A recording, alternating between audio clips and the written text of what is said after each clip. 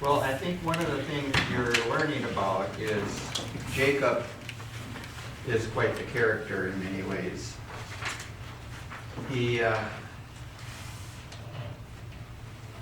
It's like he's not necessarily the model that you want to pattern your life after in many ways.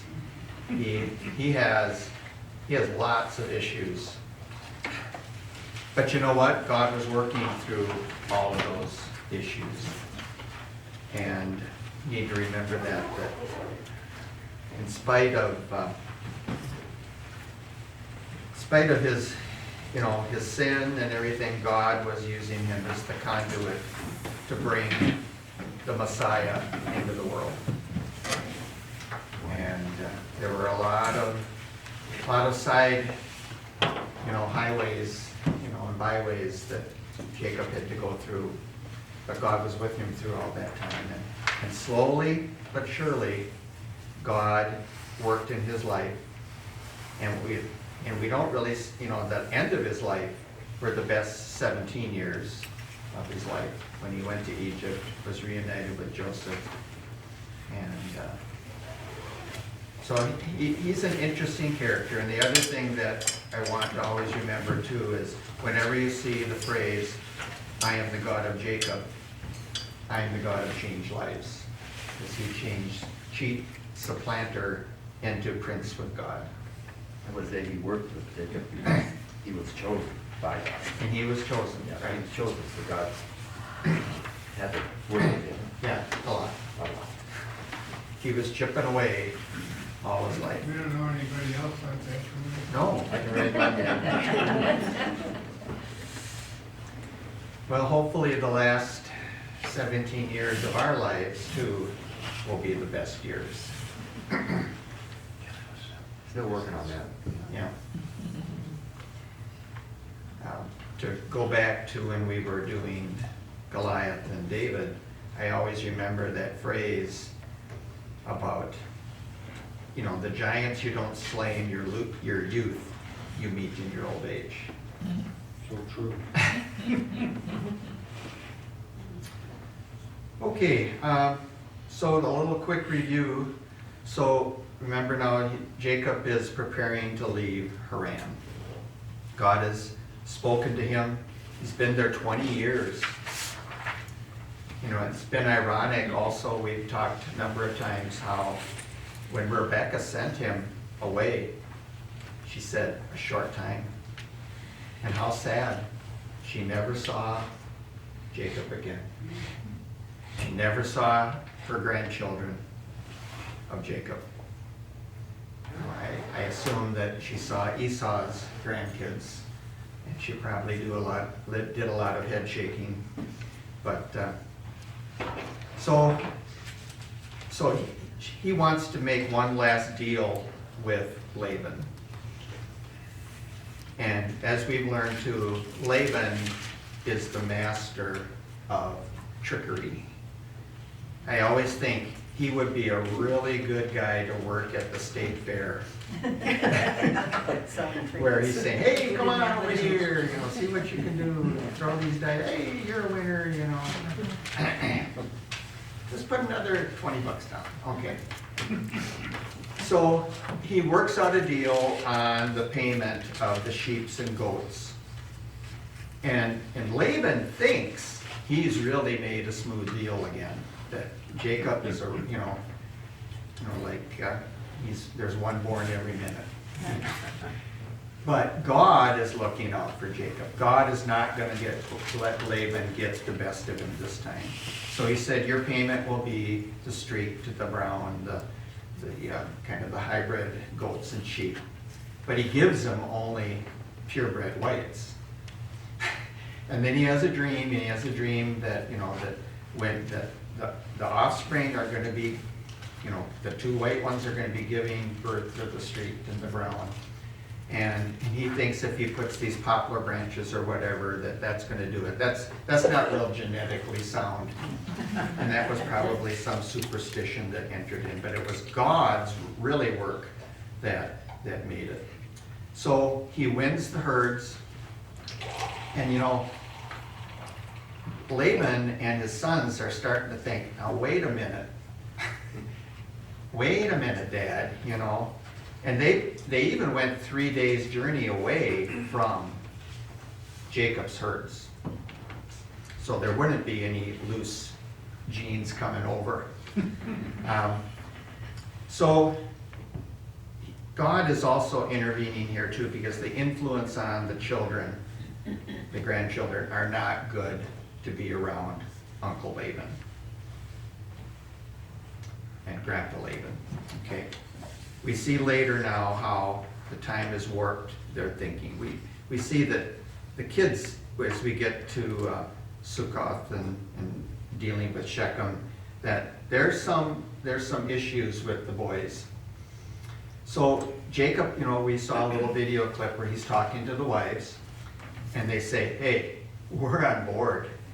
You know, our dad has, you know, first of all, he gypped us, you know, in the whole marriage deal. They had no, you know, they didn't really like their dad at this point, which is sad, but they're saying, we're ready to go. You know, that Laban has thrown us under the bus too. So, but then when they get up and leave, kind of in the middle of the night, Laban finds out. He sends, you know, a messenger. It's 3 days journey away, you know, it's probably 50, 60 miles, which is, I don't know, maybe it wasn't that far, but, and he gets back the message, hey, you know, we can't find Jacob. Everybody's gone. He left everything. And so he gets really mad.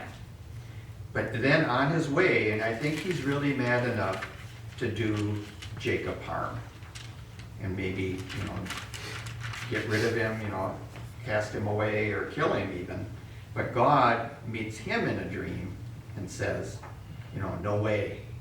You watch what you say, good or bad. Because we know the good that he always said was not, had ulterior motives. So he's just saying, don't say anything. And Laban, you know, what I've called him is kind of a switch hitter as far as religion goes. You know, he believed in the God of Abraham, but he also believed in his idols, obviously.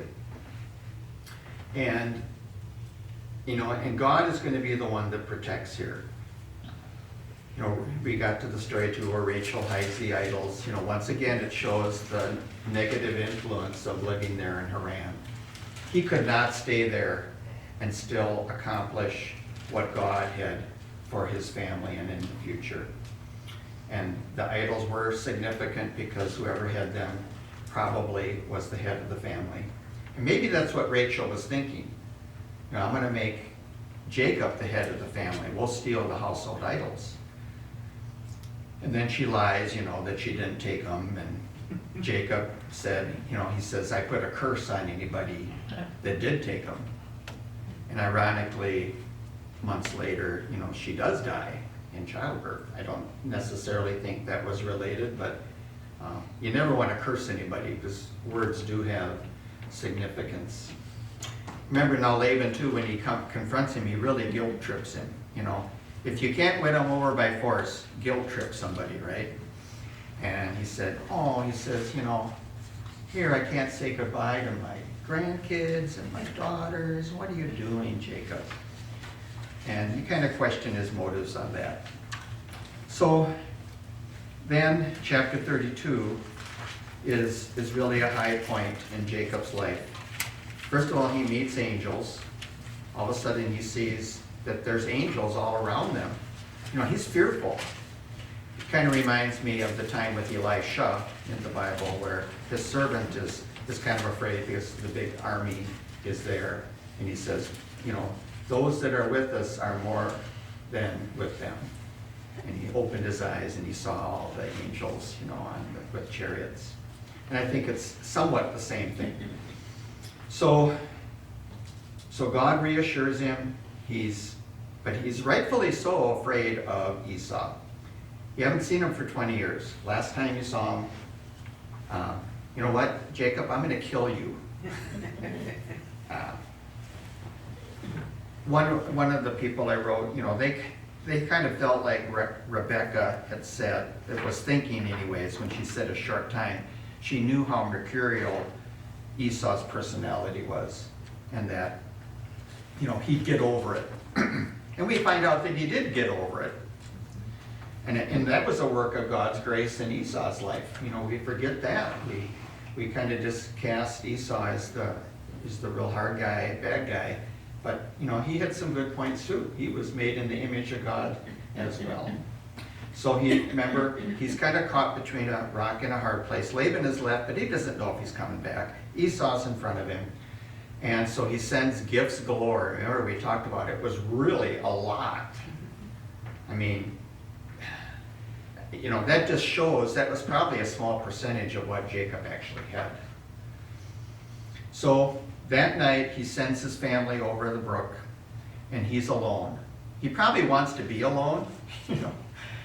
When you're in a tough spot, sometimes you do want to just be alone. He probably didn't want to have any other opponent, but the angel of the Lord, which was probably Christ in human form, angelic form, and he wrestles with this man, and which is a great children's Sunday school lesson.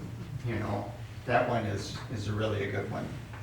And then, of course, in the morning, he didn't get good sleep that night. If he had a sleep number, it was probably a 10. And he says, I won't let you go until you bless me. And the angel touched his thigh. He became lame the rest of his life. I think whenever he walked with that limp, he went back to Peniel and remembered, this is why God's working on me. So when I walk with my sciatic, no, I hope it's not God's curse on me here, that I didn't wrestle with God last night. Okay. So, that's kind of where we kind of left off. So he's wrestled with God. But we also see too at this point, there's still, even though that's a real change in his life, 20 years previous, it was the God at Bethel, and now at Peniel. We don't know a whole lot of spirituality that entered in those 20-year period. It seems like he was just kind of living. I don't know if he was really, we don't have any, that he built altars or anything like that. So now he's going to meet Esau. It was after he was wrestled with the angel that his name was changed. Right. To Israel. Right. That was a significant. That was the big change. He says, your name will no longer be Jacob. He still went by Jacob at times. Yeah. But more and more, it was Israel. And of course, the whole tribes, they were called the country of Israel. Yeah. Prince with God. Whenever you see that, word El, it has something to do with God. Okay. I'll wait on that until later.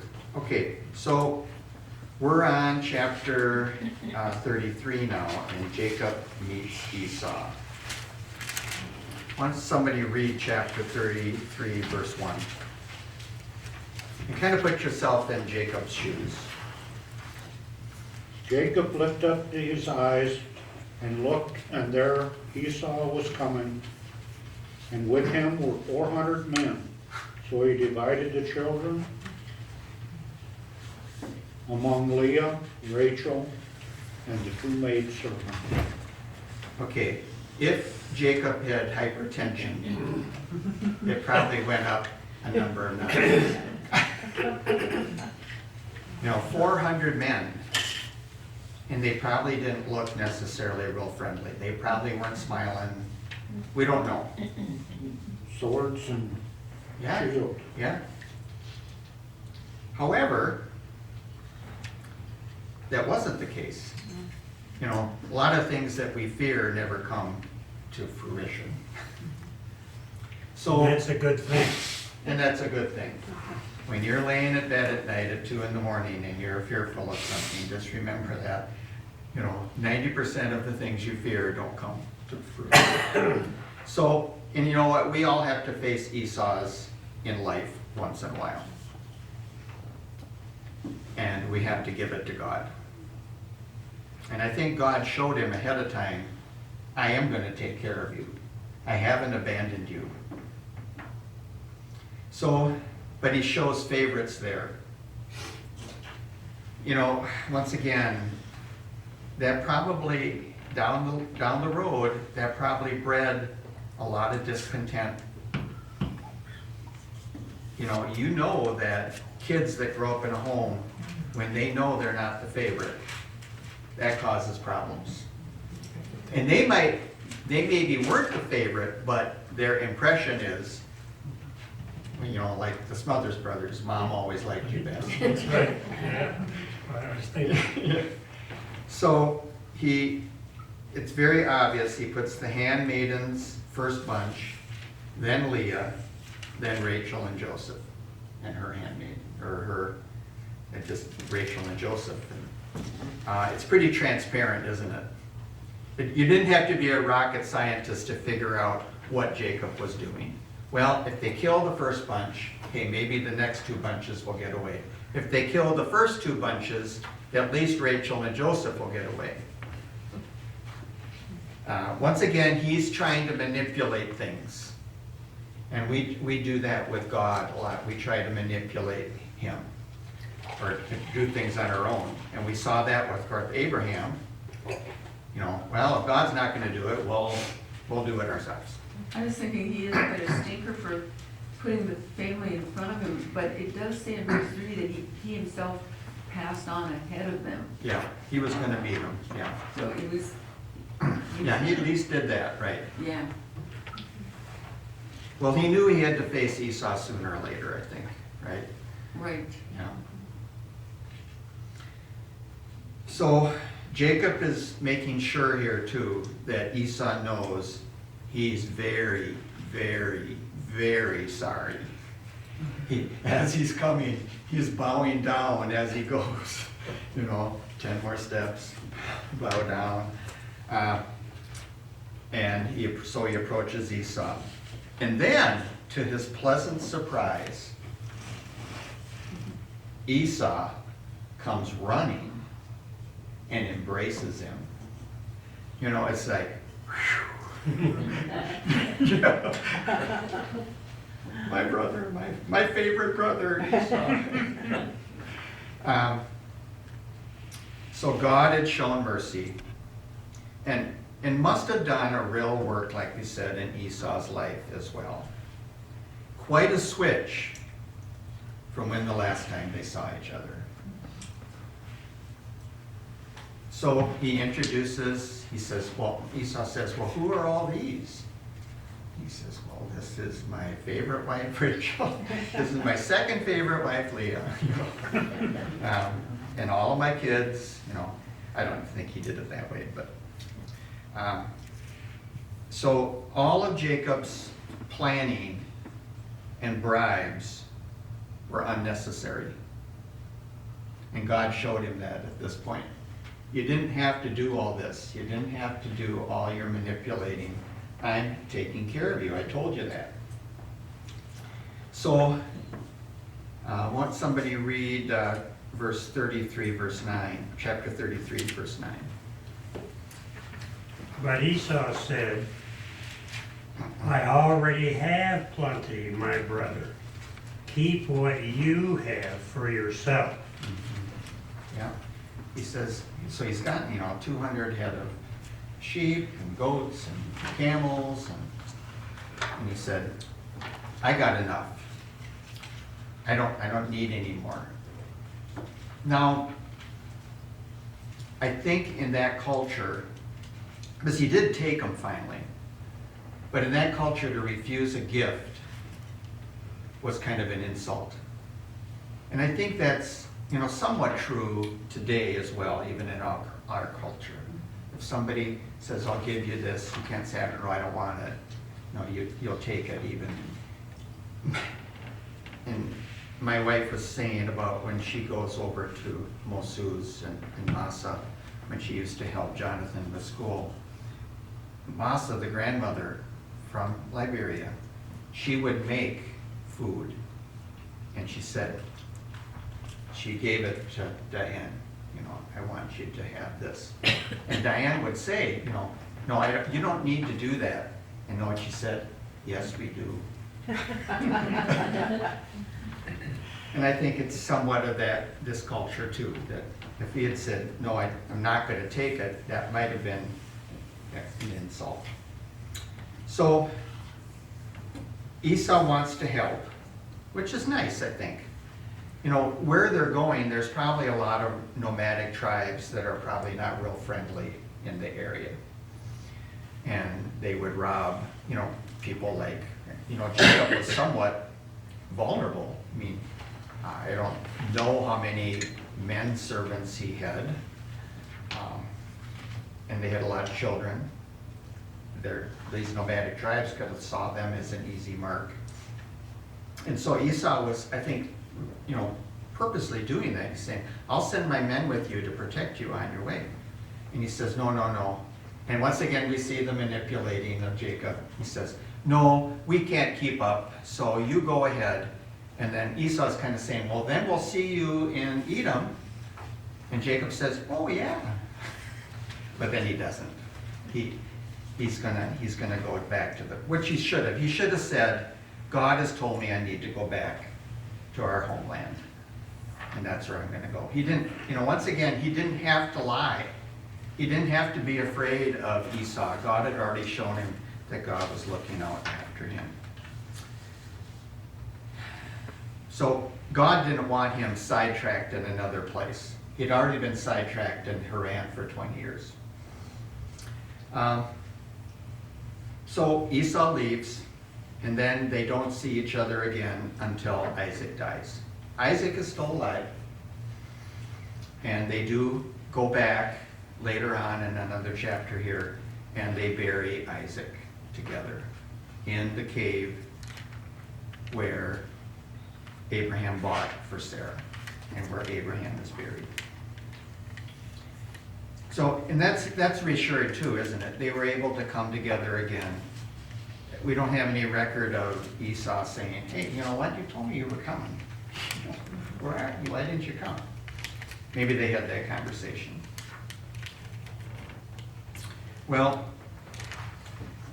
somebody read verse 17 of 33.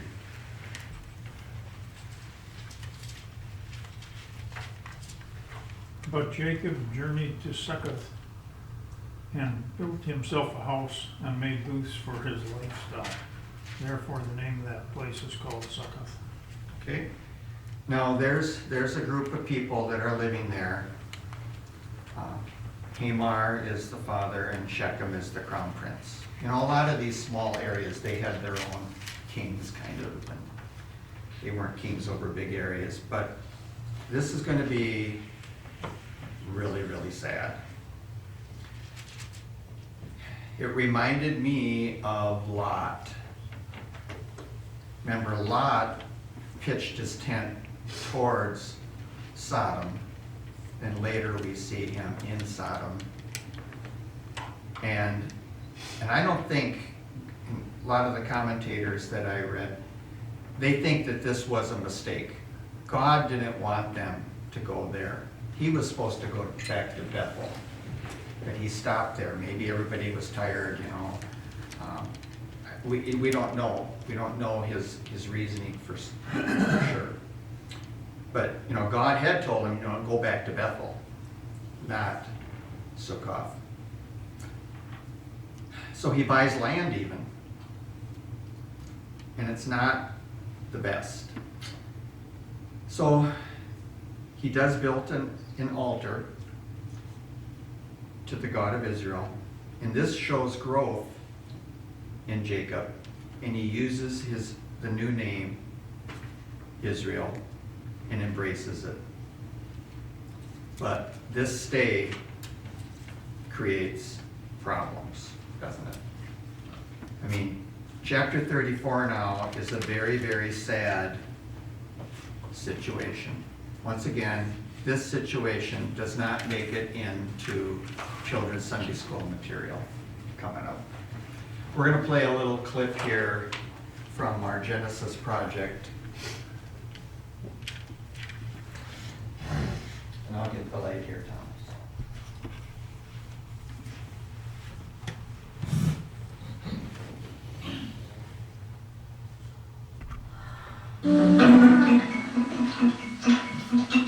And it was told Laban on the third day that Jacob was fled. And he took his brethren with him and pursued after him 7 days' journey.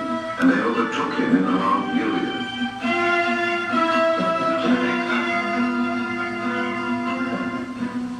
And God came to Laban the Syrian in a dream by night and said unto him, Take heed that thou speak not to Jacob either good or bad.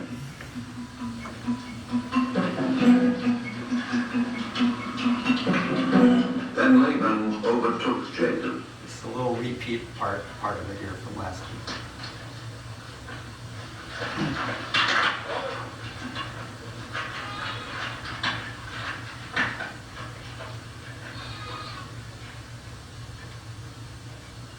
Now Jacob had pitched his tent in the mount, and Laban with his brethren pitched in the mount of Gilead.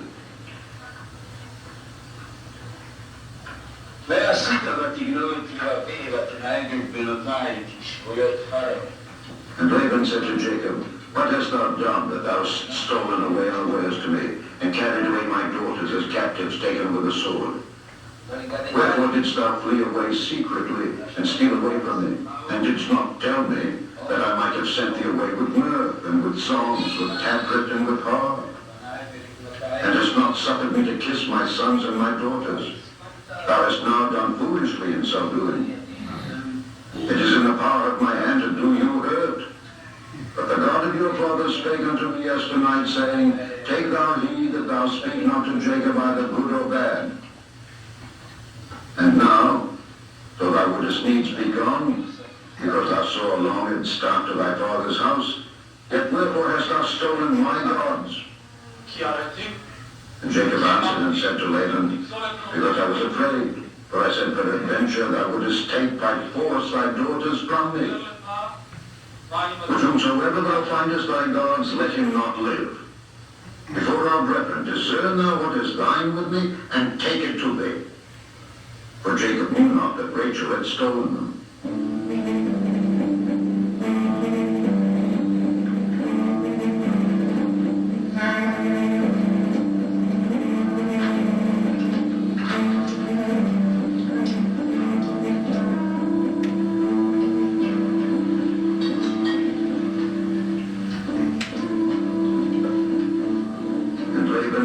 Jacob's tent and into Leah's tent and into the two maidservants' tents, but he found them not.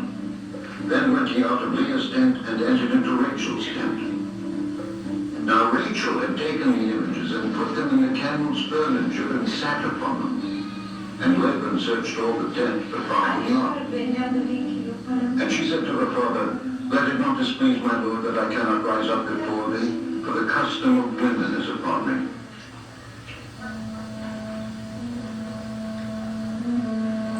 He searched, but found not the images.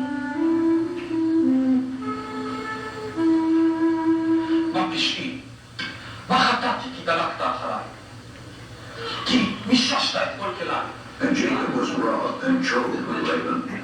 And Jacob answered and said to Laban, What is my trespass?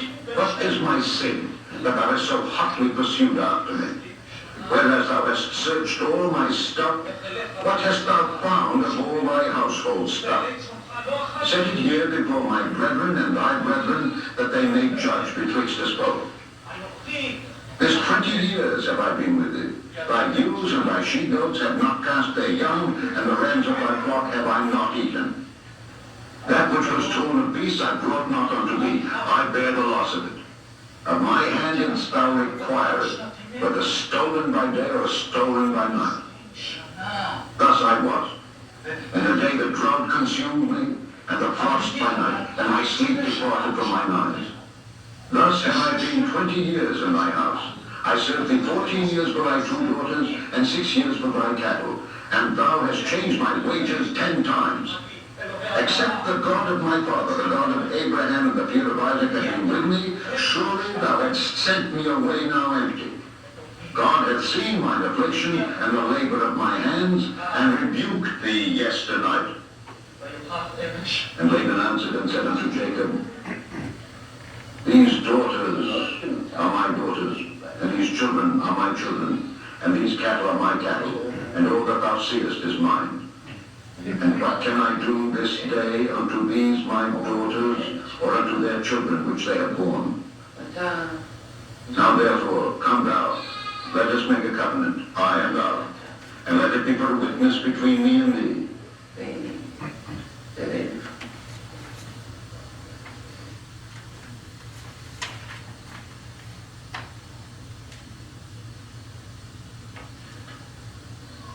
And Jacob took a stone and set it up for a pillar.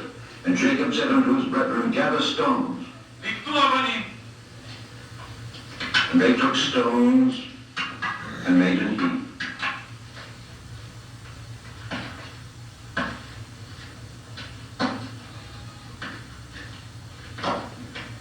And Laban called it Jegar-Saharaim, but Jacob called it Galeed. And Laban said, This heap is a witness between me and thee this day. Therefore was the name of it called Galeed.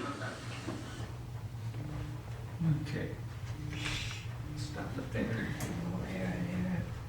I'm having a hard time staying awake. All the way to sleep. You always do. No, I don't.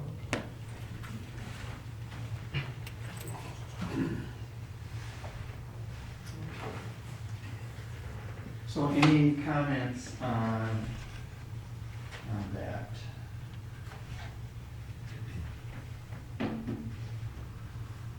It's probably the first time that Jacob really stood up to Laban, Yeah, told him what he was thinking. right. He says, and the union's gonna hear about this. Right, so, He said it's so funny that he says he changed his wages 10 times. I wonder which way did they get changed? Well, how much he was gonna get, I think, you know, as far as, well, of course, one part of his wages was Rachel. Oh, Tom, no, Tom, we're good. need to turn the light back on. There we go. Okay. What was it you were saying? I said he changed his wages. Yeah, 10 well, 10 times, yeah. Which way? Up or down? Yeah, I think it was probably down. Yeah. Okay.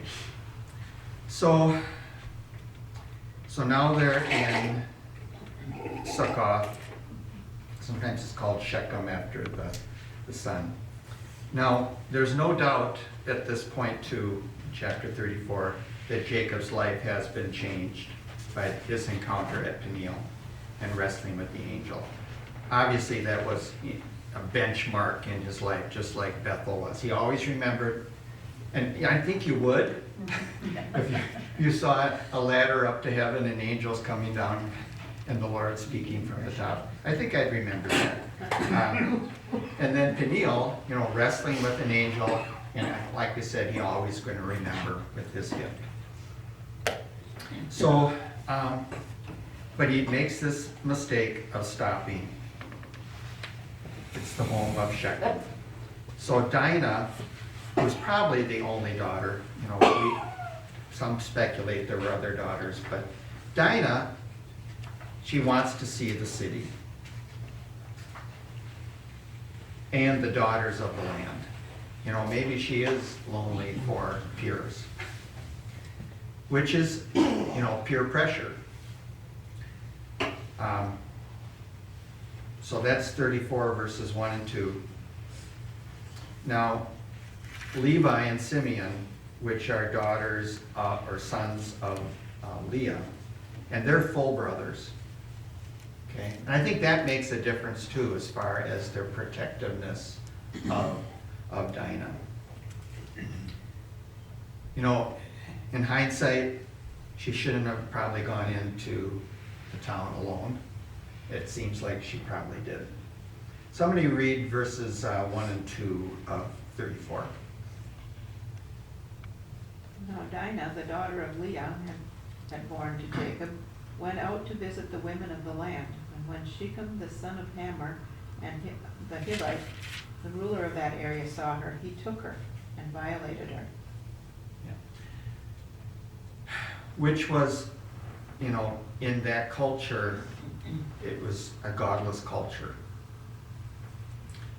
Although we see later that Shechem probably did have some morality, we're going to see that in a little bit. So Simeon and Levi, you know, they're really mad, and for good reason. And later, Judah and Reuben will have issues too, where, you know, Jacob always remembers these things. He maybe doesn't address them at the time, but we see it many years later when he's giving the blessing. We're going to see some of these things pop up. So she's raped by Shechem, the son of the leader of the town. Now, we obviously don't have any details, which is good. You know, did he seduce her? Did he come up nice at first? And we don't know. But he tells his father after this he loves her and wants to marry her and do the right thing. Well, you know, I mean, that's somewhat noble, really. We go ahead, let's see. Well, that's in verses 34 through 38 where you request that marriage. Now the intermarriage was not right. Okay. You know, Esau shouldn't have married the Hittite women. However, and we're going to read a section from J. Vernon McGee, which I never thought of. It's a hard thing, you know. It could have prevented a worse sin. Because what are they going to do? They're going to kill everyone in the whole town. Now, Hamar goes to Jacob and he offers a dowry that would satisfy Jacob. What can we do to make this right? My son really loves your daughter, you know. And the problem there is the sin of rape is not really addressed. Jacob doesn't address it really. But Jacob does not want to give Dinah to them. Now, you know, we don't know. You know, it's hard to look back in hindsight. Maybe at that point, Jacob should have just said, we're packing up, we're going to Bethel.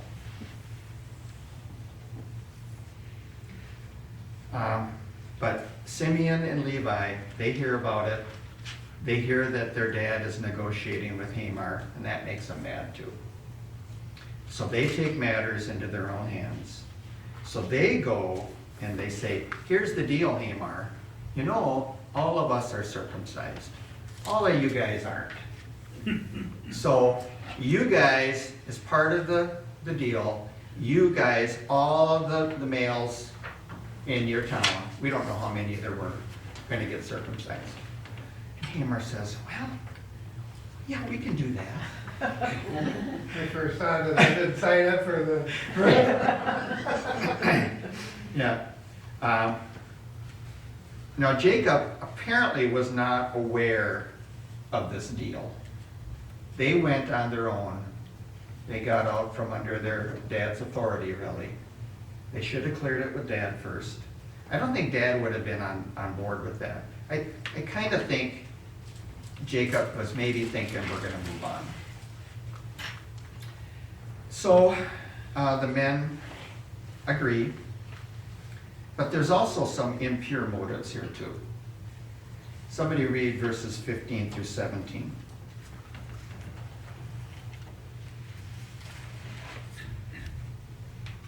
Only on this condition will we agree with you, that you will become as we are by every male among you being circumcised.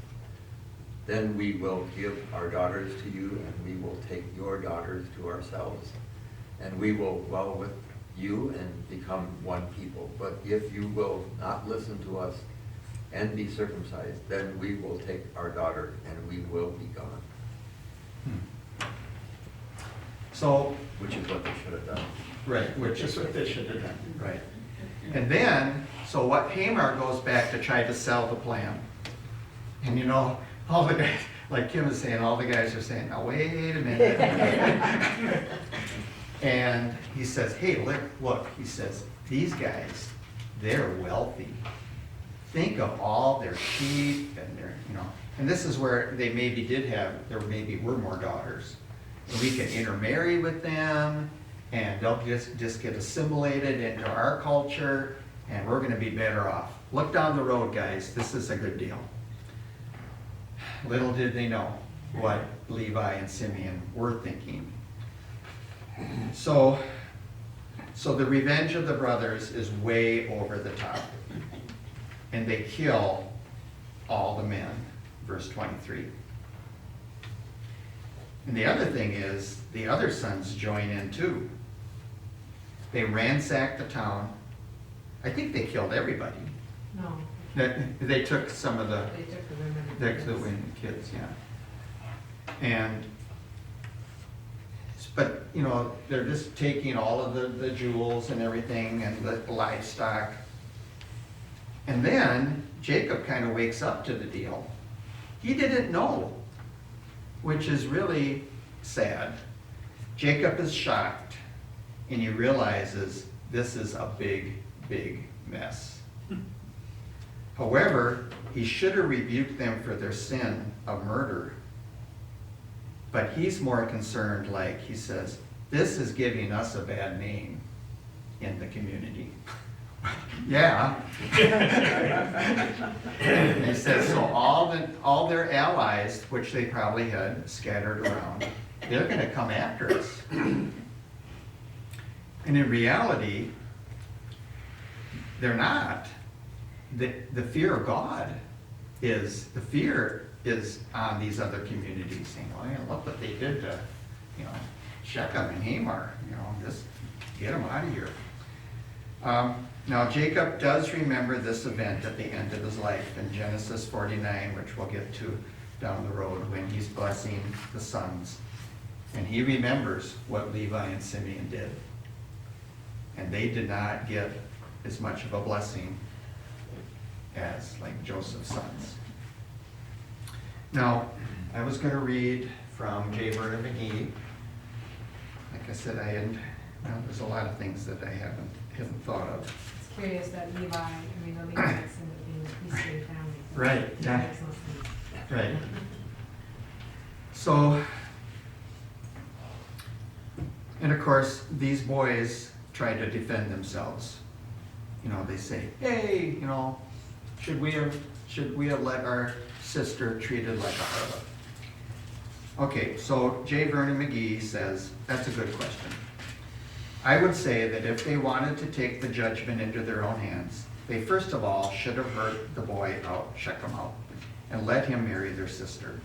It would have been the best thing to do under the circumstances, but it's not the right thing by any means. Certainly, that would have been better than to go to extreme of murdering the inhabitants. There is no excuse that can be offered. I have no defense to offer for them at all. They should have done the things that they should not have done the things that they did, but we must understand that they were not living in the light of Romans 12, which says, dearly beloved, avenge not yourself, but rather give place unto wrath, for it is written, vengeance is mine, I will repay, says the Lord. Therefore, if thine enemy hungers, feed him. If he's thirsty, give him drink. For in doing so, thou shalt heap coals of fire on his head. Be not overcome by evil, but overcome evil with good. For a Christian today, Romans 12 is the policy that we should follow. The very minute we attempt to take revenge or get vengeance, it means that we are no longer walking by faith. We are saying that we cannot trust God to work it out. Wherever I'm not sure that you could bring Jacob, and certainly not his sons, up to such a spiritual level at that particular time. But you cannot justify the terrible deed which they had committed.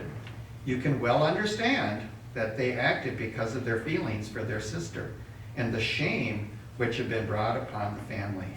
Jacob was beginning to see a whole lot of chickens, not just a few, coming home to roost. Any comments on that? Like I said, it's a fair point, you know, I've never heard that explanation.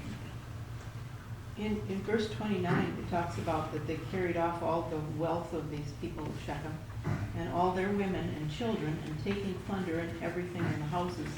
So what did they do with these women and children? Did they assimilate them into their, I don't know. That's it seems to me they should not have taken them. right. This But, is- yeah, I mean, of course, to have left them too would have been sure death. I suppose they would be useless. Yeah, it doesn't say, yeah, I mean, did they just join did they become servants then? Or slaves in the? Or wives, or wives to all those boys? Did they have wives? It's kind of like 7 brides for 7 brothers. Yeah. That's what I'm thinking. They were maybe looking for some wives anyhow, I don't know. You raise a great point. Imagine the sorrow, all these women and children losing their Yeah. husbands and dads. And then and saying, hey, you're And they were- gonna be with us. Right, and they steal all their stuff and come to the houses and make them with servants and stuff. Yeah. Or rape them or whatever, I mean, it was an awful. It was, yeah. Well, what, you know, J. Vern McGee said there, he says, you can't justify any of it and make it right, you know. But they were under a different covenant, too, in a sense, so. It doesn't mean that it was, you justified in that sense, but, yeah, that's some hard things. Like I said, it's not elementary Sunday school material. I always kind of kid sometimes too. Well, J. Vernon McGee says it, you know, kind of like the Schofield Bible, I suppose. Okay. Comes back again to Romans 15 where it talks about things written in former time were written for our instruction that we might have hope. That's to give us hope when we see how God has responded to all these circumstances. Right. He didn't flush Jacob, Israel, or his sons, although they're going to pay a price for it. Right, and you know, in this passage too, it's descriptive of what happened. It's not prescriptive of how it should happen the next time or whatever. So, chapter 35 now, we get to a better part. So, Jacob returns to Bethel, where, you know, I mean, can't you see that at this point? Why? And maybe Jacob's thinking that too. Man, if I had only gone back to Bethel to start with, none of this would have happened. So, but the experience at Peniel is starting to take effect. And it's the start of the fall of self. Jacob manipulating, the fall of Jacob, the supplanter and the cheater, and the conversion into Israel, prince with God. So verse 1, he's told to make an altar and go to Bethel. Well, after that bad experience at Shalom, Shechem and Hamor, he was ready to go, wasn't he? He says, let's get out of here.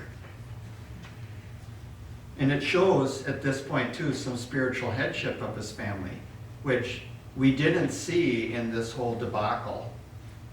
No, he didn't set all of his sons down and says, this is what happened, and this is what we're gonna do. We are not going to go after these guys, you know, they're powerful too. But we're not gonna give Dinah to them, we're leaving.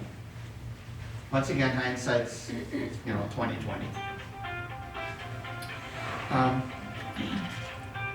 Now, before they leave, there's something that's going to happen. Had he just discovered that Rachel had stolen the idols? Maybe, yeah. So what he says, once again, he's showing some spiritual leadership. And it seems like there was a bunch of them. It wasn't just Laban's idols. Everybody had a few, Just, They you know, probably good luck got it charms. From that other city that they looted. Well, that's a good point too, yeah. Because they certainly weren't Jehovah worshipers, right? So he's saying, listen, he says, we're gonna get rid of it all. Bury it here. Don't put it in storage, in a storage pod, to come back for it later. We're gonna bury it and we're gonna forget where it is. And don't leave it out on the top for somebody else to find. So, but that's another reason why, you know, he should have left back in Haran as well. Well, I think going back to Bethel now is a turning point in Jacob's life. It seems like this is another benchmark in his life. So somebody read verse 3, 35:3.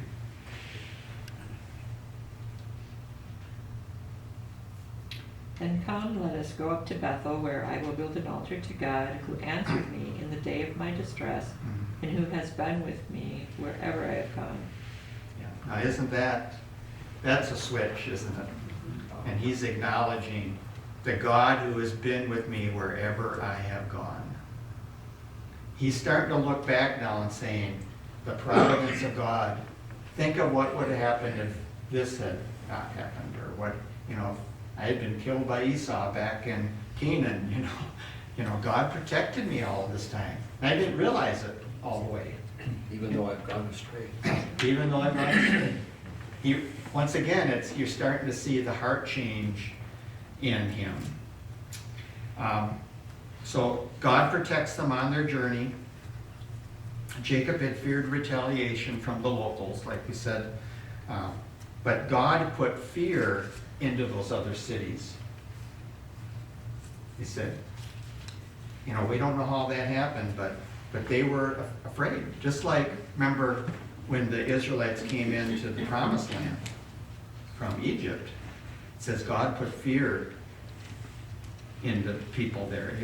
Jericho, remember, they were afraid, and they had heard about what had happened, and they were rightfully afraid.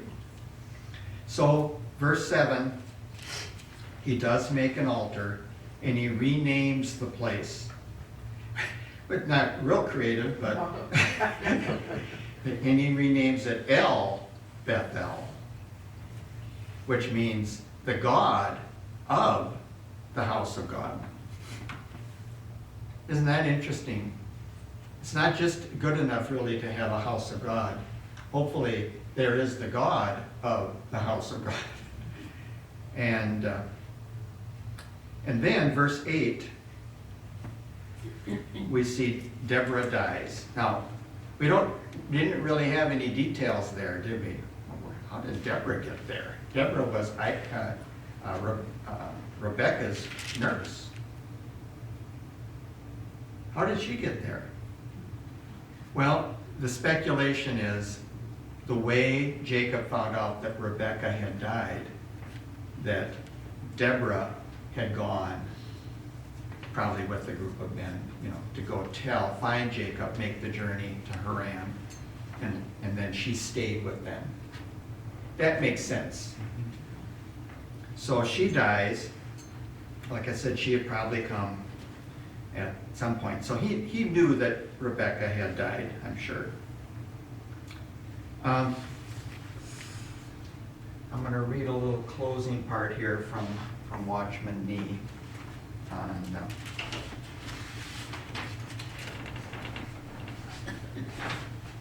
We should believe that everything that passes through God's hand is good. Our circumstances are arranged by God and are there for our benefit. Every environmental arrangement is for our benefit. It deals with the strong points in our natural life, which Jacob had, which we all have. We hope that God will not need to use 20 years to deal with it. But unfortunately, some do not learn the lesson even after 20 years. Although some people have been tested and disciplined, they never advance. It's a pity that their flesh is never touched or weakened, and they are still scheming and supplanting. Brothers and sisters, we should not complain that God's hand is too heavy. God knows what he's doing. Originally, Jacob was a merciless person, but after he was disciplined by God, he became a kind and loving person in his old age. May we see that all of our experiences in our environments are measured one by the Holy Spirit according to our need. No experience comes to us by accident. All the experiences we encounter are arranged by the Holy Spirit and are there to edify us.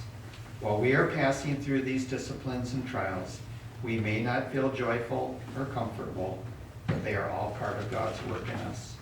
Afterwards, we will realize that these experiences were all for our benefit. That's a real one to kind of put in your memory a little bit. And we saw that Jacob was starting to see that, even though he says, God has been with me, even though I've been a jerk. Paul says in Philippians 3:13, brothers, I do not consider that I have made it my own, but one thing I do, forgetting what lies behind and straining forward to what lies ahead. Yeah, That's there you what go. Jacob did. And, there's that saying too, God loves you the way you are, but he's not going to keep you the way you are. So we can certainly learn that from Jacob's life. So let's close in prayer, and it's 11 o'clock. The bell's going to ring. Heavenly Father, thank you for today. Thank you for the example of Jacob. And thank you that you were faithful and you kept working on him, and that 20 years with you is nothing. And help us to learn in our lives the things that we come across. And bless each person here, in Christ's name, amen.